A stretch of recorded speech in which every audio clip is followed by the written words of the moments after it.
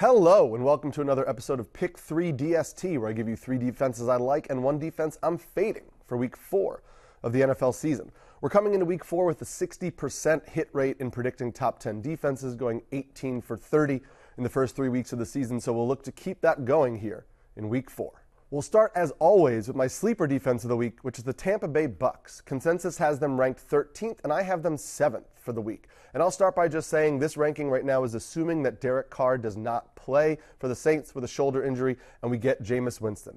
We got the full Jameis Winston experience in Week 3. He did complete 10 of 16 passes, but he took some foolish sacks and couldn't really keep drives alive.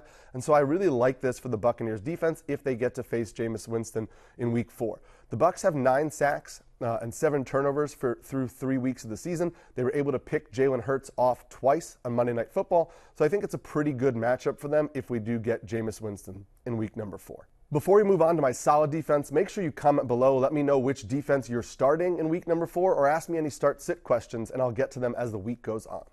My solid defense of the week is the Cleveland Browns. Consensus has them at 5th, and I have them up at 4th.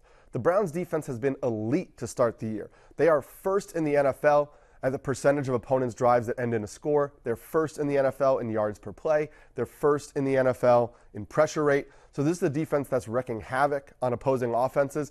And we get a Ravens offense that hasn't really been moving the ball that effectively and has really suffered through a myriad of injuries.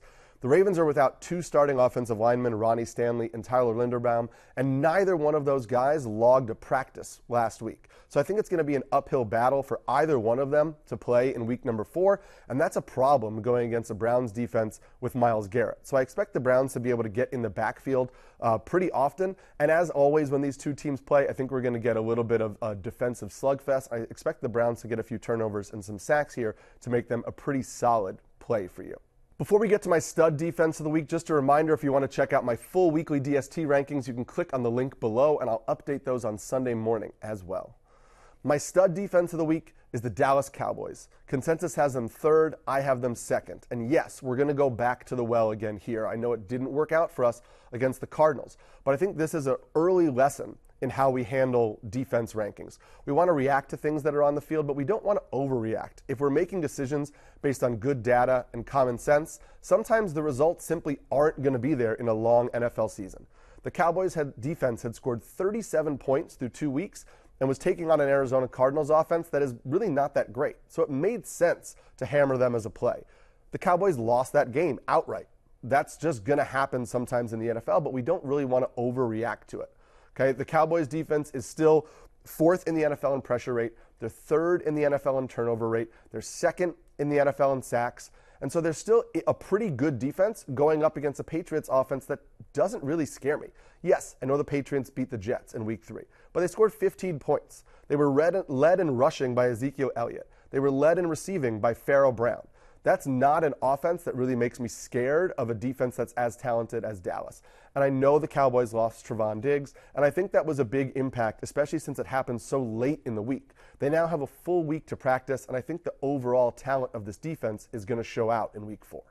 Now we'll end with the defense that I'm fading for the week, and it's the Denver Broncos. For the 3rd time this season, I am putting the Denver Broncos in my fade category, but I will continue to do that if people keep ranking them as a startable defense. Consensus has them 10th this week. I have them down at 18th. Now, I know that they're ranked this high strictly because of their matchup, which is against the Bears. But I'm a big proponent when I rank defenses of not elevating a bad defense too high just because of their matchup. Yes, it can factor in a little bit to our decisions, but we don't want to make that the primary reason why we're ranking a defense. And the Denver Broncos defense right now is a bad defense. They just gave up 70 points to the Miami Dolphins. On the year, the Broncos are allowing points on 60% of their defensive drives. They have just 4 sacks through 3 games. This is not a defense that looks inspired on the field, and the stats don't back up the fact that they're playing strong defense either. So I think we really want to avoid this defense altogether. Miami gashed the Denver Broncos on the ground, and if there's one thing I think the Bears can actually do well, it's run the football. With Khalil Herbert, with Roschon Johnson, and Justin Fields, if the Bears actually let Justin Fields run the ball, I think they could rack up a bunch of yards on the ground against the Broncos, and so I really don't think the Broncos are a great play here. In deeper leagues, maybe, because we know Justin Fields will take some sacks and turn the ball over, but I just don't think this is a unit I really want to run out there. in most leagues. And that's going to do it for week number 4. As a reminder, click the link below to get my full weekly DST rankings and comment below. Let me know any start-sit questions you have during the week. If you haven't yet, click to like and subscribe to get all NBC fantasy content during the NFL season. And good luck in week number 4.